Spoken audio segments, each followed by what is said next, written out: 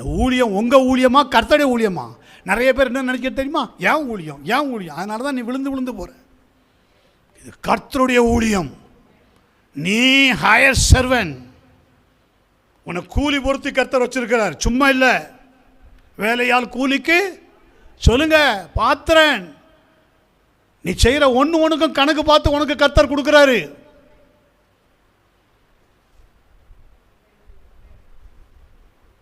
நீங்கள் செய்கிற ஒன்றுக்கும் கணக்கு பார்த்து கர்த்தர் தரார். கர்த்தருக்கு கொடுக்குறீங்களா, அதுக்கேற்ற பங்கை கொடுக்குறார். கர்த்தருக்கு பரிசுத்தமாக நடக்கிறீங்களா, அதுக்கேற்ற பங்கு வருது. கர்த்தரை உண்மையாக ஆராதிக்கிறீங்களா, அதுக்கேற்ற பங்கு வருது. ஆமென். கர்த்தருக்கு உண்மையாக ஊழியம் செய்கிறீங்களா, அதற்கேற்ற பங்கு வருது. கொடுக்குறாரா கொடுக்கலையா? கொடுக்குறாருன்னு சொல்கிறவங்க கரங்களை உயர்த்துங்க. பார்த்தீங்களா, பால் ஜெயக்குமார் கம்பீரமாக தூக்குறார். உண்மை உண்மை. அவர் இன்றைக்கி ருசிச்சிருக்கிறார். வாழ்க்கைனா என்ன, ஆசீர்வாதம்னா என்ன இப்போ தான் அவருக்கு தெரியுது. ஒரு 10 வருஷத்துக்கு முன்னாடி தெரியுமா அவருக்கு? தெரியாது. ஏதோ நடக்குது, ஏதோ போகுது, ஏதோ ஒன்று குருட்டா வாக்கில் வாழ்ந்தவர் இன்றைக்கி எப்படி இருக்கார்? எஸ், இன்னும் நல்லா ஜெபிக்கணும், இன்னும் நல்லா ஆண்டோட பாதத்தை பிடிச்சிக்கணும்.